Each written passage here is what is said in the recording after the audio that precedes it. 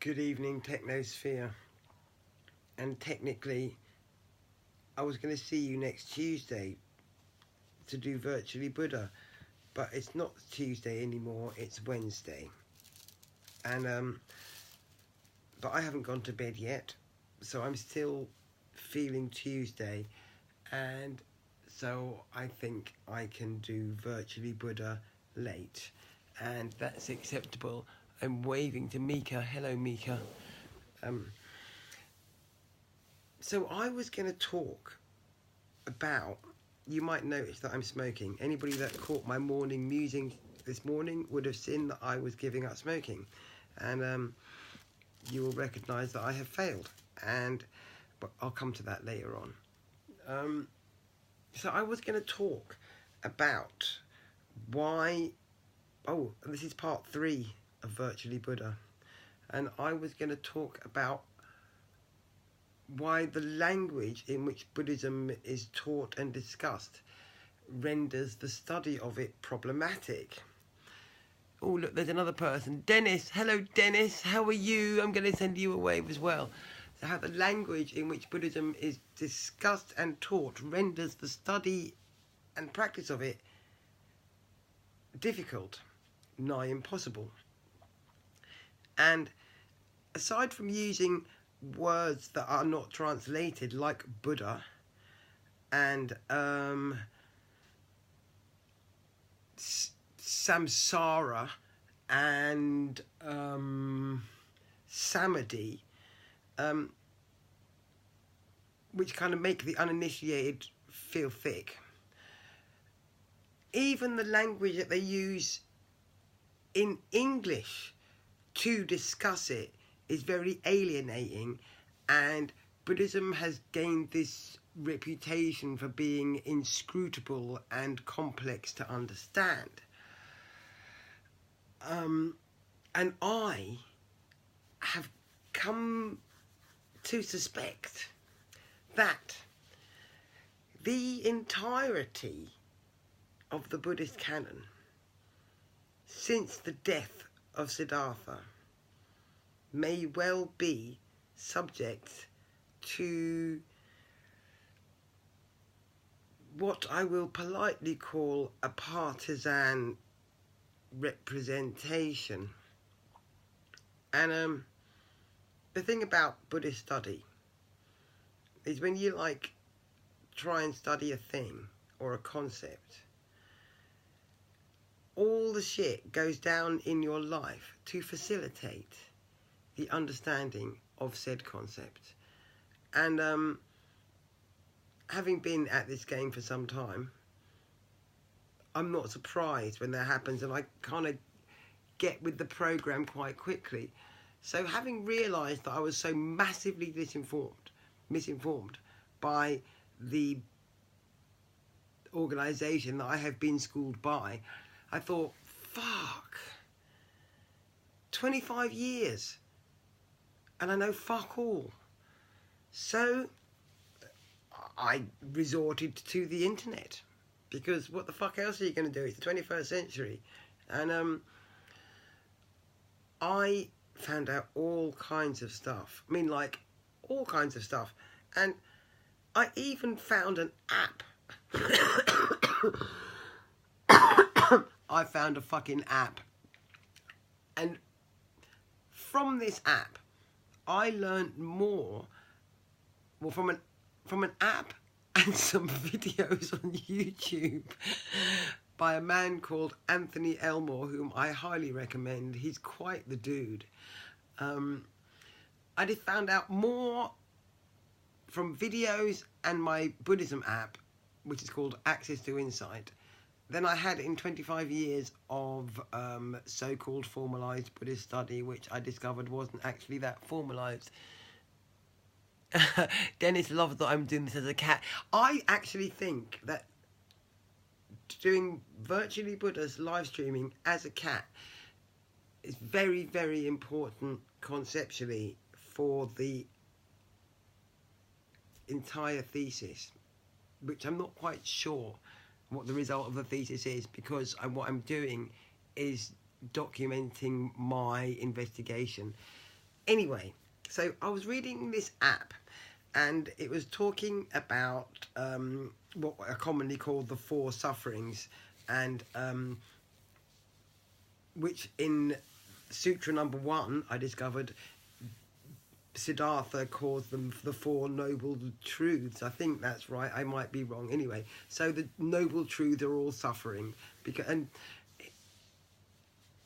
nowhere in Sutra number 1 does he talk about enlightenment. He talks about dealing with suffering. And I can relate. Anyway, the word... and I have to go back further. I thought that the sutras were written down in Sanskrit. Anyway, they weren't. They were written down in Pali, which was one of a group of dialects spoken in areas, and they are referred to collectively as the Prakrits. So, Siddhartha came along, did his teaching, taught it in a language that was close to Pali, but probably different to it because it was a long time before they wrote it down. And the fact that he made a choice to teach in Pali, which would have been a local, ordinary people's dialect, as opposed to in Sanskrit, which he would have been well schooled in, being a prince and it being a formal language of the courts and of the kind of powers that be. Siddhartha's decision to teach in Pali, local dialects, i.e. the street language, would have been a political decision. He would have gone, I'm going to talk in street talk so that the people understand me. So there was a whole strand of Buddhism that I didn't know about, that actually the rendition of the sutras into Sanskrit was a translation from an informal, grammatically inconsistent language. Danny Danko, hello. And, oh, Alex, hello. The sutras are translated from a dialect, street, ordinary people's language, into Sanskrit, which was a formalized academic, if you like, language, and then subsequently into all the other malarkey that we now know it in. And I thought, well, there's a turn up for the books. And while I was reading this Access to Insight app, I discovered this word, dukkha, D-U-K-K-A, which is a Pali word that translates possibly as unsatisfactory, possibly as unhappy, possibly as a whole range of different words, but basically means not okay, suffering in some way. And it occurred to me that the reason this word dukkha from Pali, which is a dialect as opposed to a formalized language, was difficult to translate into the formalized language that is English,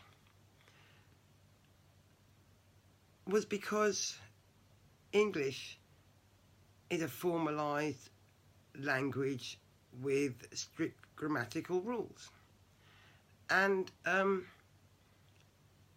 so whilst it might be difficult to translate the word dukkha, or any other Pali for that matter, into formalized English, it may not be difficult to translate the word dukkha into Ladbroke Grove speak.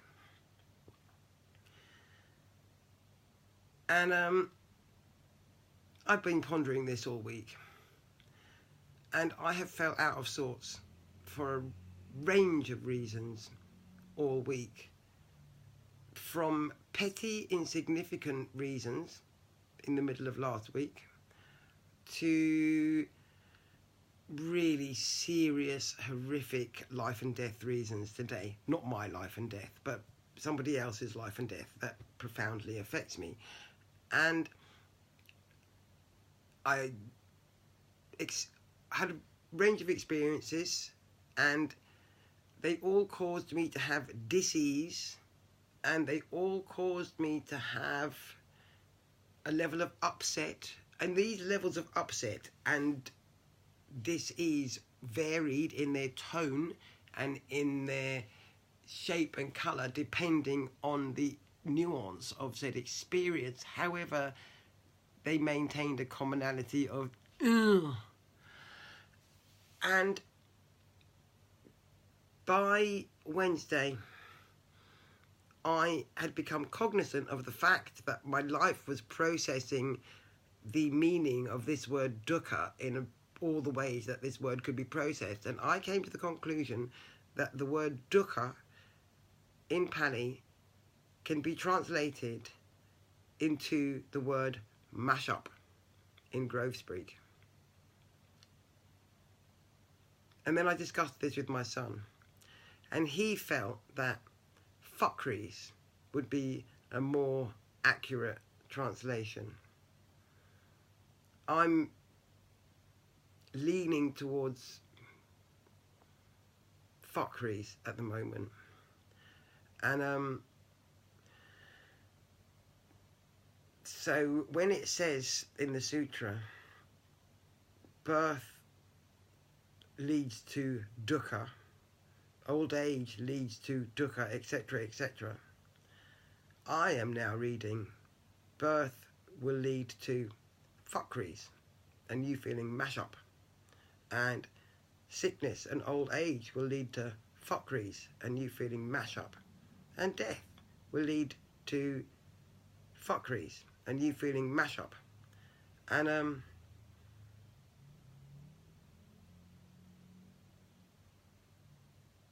so the entire problem with the discussion of the discipline and doctrine identified by Siddhartha for those trying to walk the path of enlightenment and being awakened may be subject to a translation problem due to,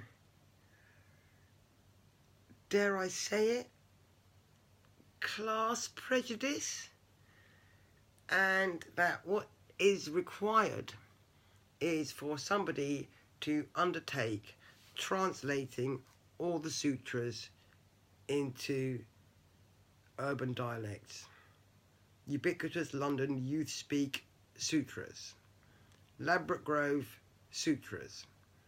This is what is required. And then we might get somewhere.